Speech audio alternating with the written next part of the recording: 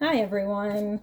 I'm here doing a reading for the collective, so I just want to know, I want to get a basic feel for how everyone is doing, what the overall mood is for everyone, and if this doesn't resonate with you, then just move on, and no harm, no foul. So I'm trying to get him a sense of what people are going through these readings.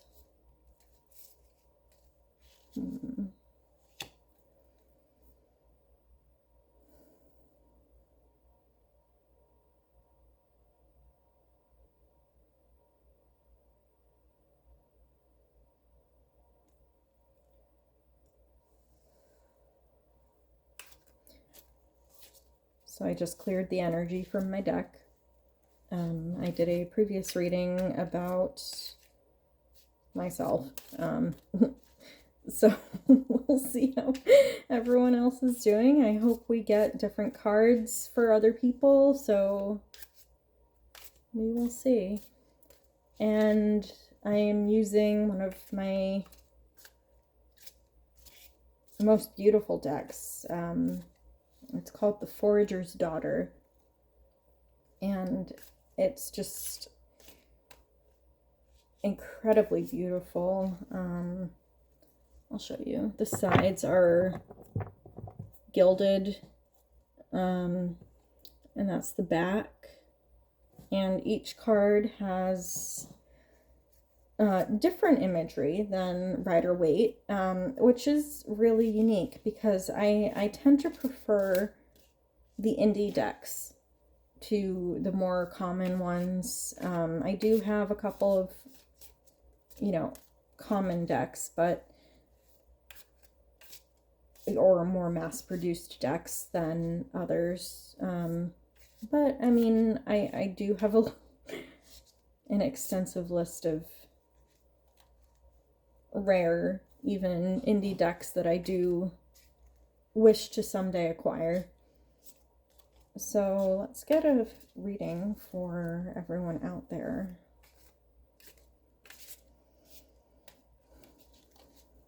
And I shuffle in between every... Oh, shoot. Oh, the Fool. There was one more that fell out. Let me grab it real quick.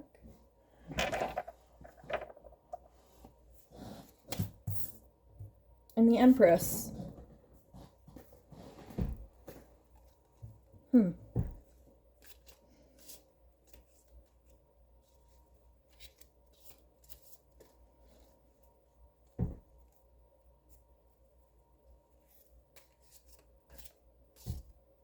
Sometimes I just need to think or let the meaning of the cards come to me.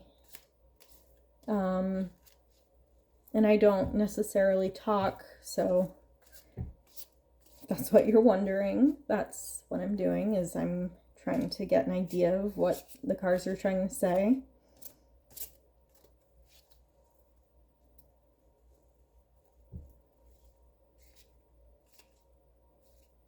Okay, so, okay. It's like a renewal in the sense of self, basically, in the sense of the feminine self. And this could be for anyone who is listening to this reading. It could be for people who identify as male, female, transgender, non-binary, anything. But a sense of communion, of warmth, of hospitality. Oh, I see. Okay. And the Six of Cups comes up. Yeah, like nostalgia.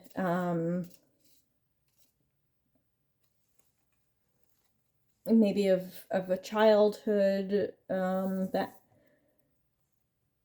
maybe that you had, or maybe that you wish you had, or, you know, giving it to someone who is a dependent of you. It could be a sense of playfulness even, because, you know, the Six of Cups, I think, like, it's kind of like that youthful sort of vim and vigor.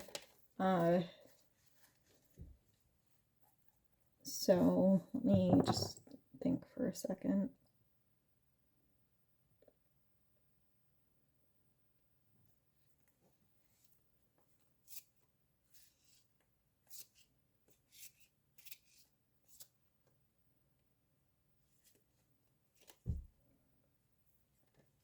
Okay.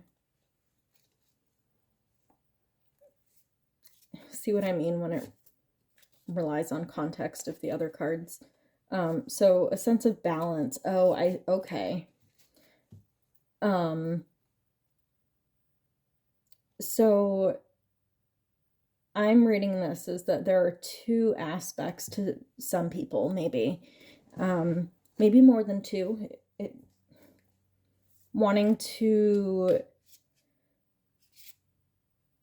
maybe decide whether or not you should do something, like start a family, as in the Empress, or remain child-free, or just want to do what you want, have no sort of strings attached to anyone else, perhaps, or to, you know, not necessarily have to have that responsibility of whatever it is, that you have this sort of balancing act to sort of manage.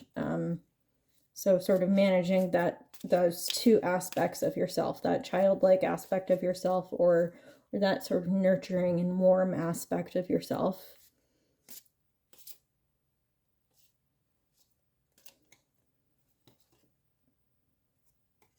Yeah, the Hierophant.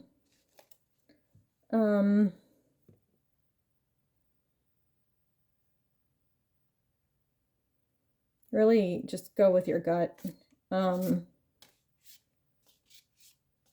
Go with what you think is right for you in this moment.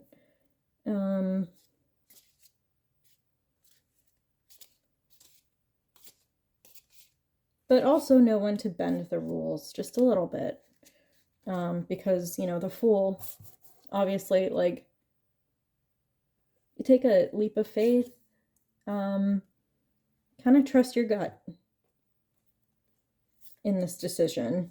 Don't think about it too much, and it doesn't, either way will not hurt you.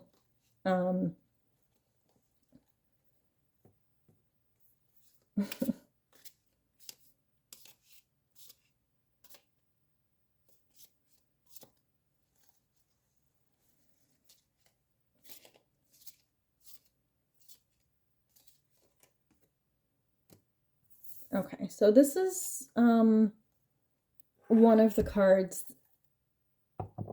that is not part of the traditional 78 tarot decks. This one, I think, has 83 cards instead of the traditional 78. So it has five extra cards that the author of The Forager's Daughter created, and this one is called Bond. So it's about knowing when to stay put, or like, and make your own decision, or when to follow other people. And I think in the sense of this, it's saying, like, just go with the flow.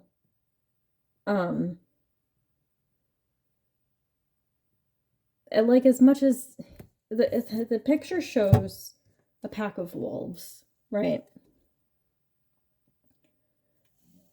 It's number 25 in this deck, for the major arcana. And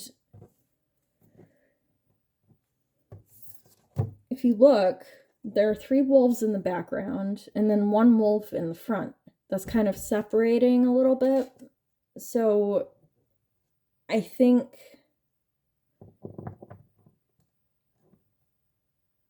yeah, definitely kind of like don't always follow what everyone else is doing. Kind of just do your own thing. And I think at the bottom there's like aventurine, like that, the crystal aventurine. So I think like that could be like, I'm not exactly sure what aventurine does. I have some somewhere. And I'm not as much into crystals as I am into tarot, but I think it has to do with really like trusting your intuition, really going with what you believe is right.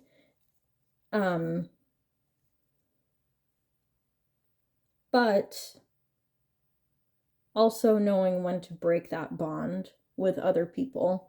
Like the Hierophant really says, like, you know, you can either trust the old ways, but also know when to bend the rules a little bit, just for you.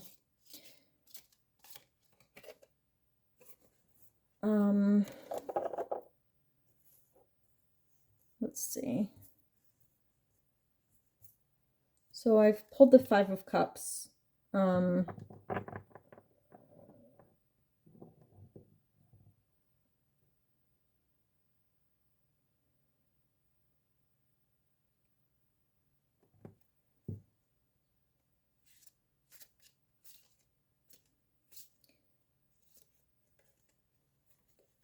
The saying damaged but not broken keeps coming to mind, or something similar to that I just can't seem to think of right now.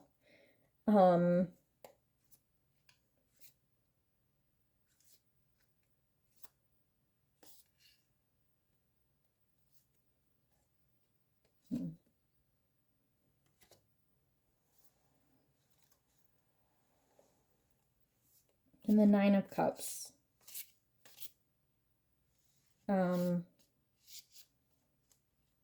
Oh, okay. So this experience may crack you just a little bit. You may be a little bit cracked, aren't we all? But there's light at the end of the tunnel. Doing your own thing isn't always the easy thing. But doing the right thing is not always easy either. Okay. Yeah, so there definitely is like a time coming up that will shed some sort of clarity for you, that you'll really understand whether this decision was, you know, maybe the right one for you, or it could have been the wrong one for you. So, you know, I think the 5 of Cups, it could be a couple different things. Like,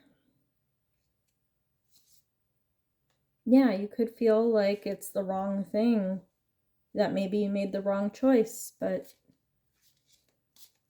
I really am not getting that from these cards today. I'm getting that it kind of was the right thing for you, because it's not like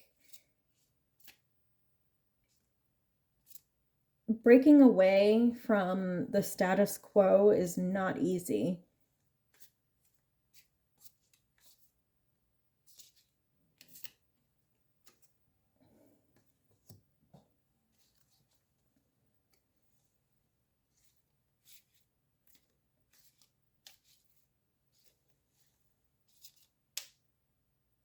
Yeah, okay. So the Nine of Pentacles, it's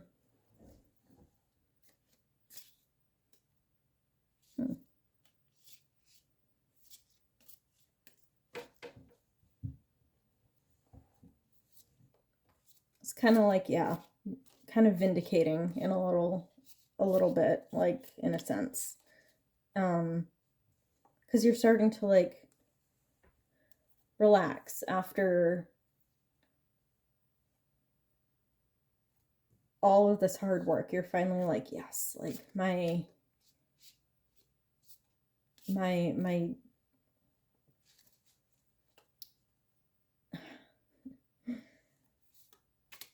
whatever I wanted is coming to fruition. That's, yeah. So you're kind of just starting to lean back a little bit, like, kind of be like, okay, like, you're surveying how you did.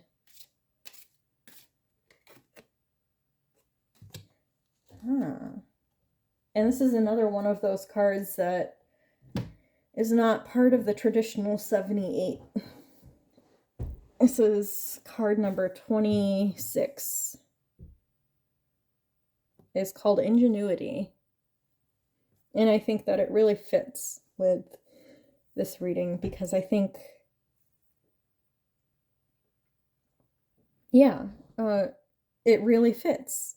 I know I said that. So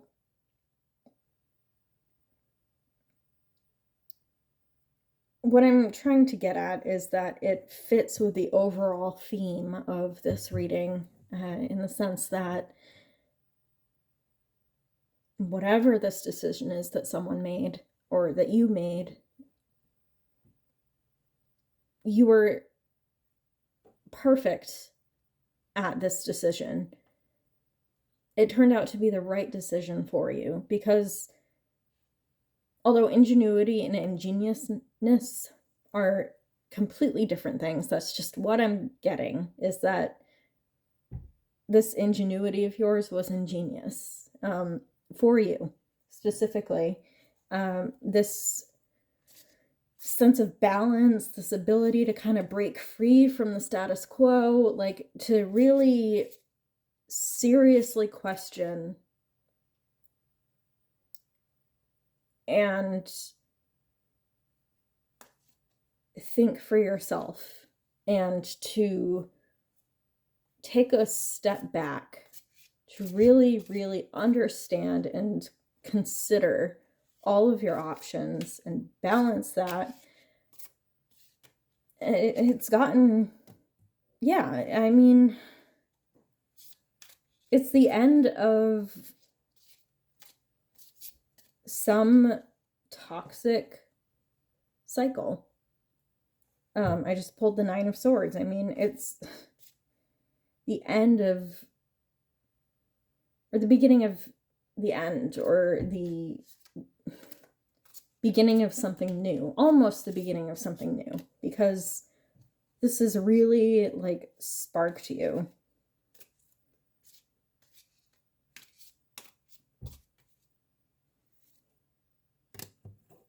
Yeah, and the Queen of Wands, you've really grown. Like I said, sparked. It's definitely like a sort of a journey that you've been on that you really just kind of had to do on your own. Really objectively consider what you're really doing, with this choice, this ability to kind of break free from the bonds of the status quo and to not really worry about what other people think. Excuse me. To not really worry about what other people think of you, because of your ingenuity. I think some people may be jealous. Some people couldn't really care less. But I think, yeah, And again, I pulled another one of those cards that doesn't belong in the typical 78, so we're on a roll. It's called Stillness, and it's basically like the calm after the storm. You're really starting to observe what you've done and to look at it objectively and think about it in a way that maybe you wouldn't have before. Like I said, I mean, the Fool was at the beginning of this reading. So this is a big story. I mean, you've gone through a lot, and I applaud you because it was not an easy journey.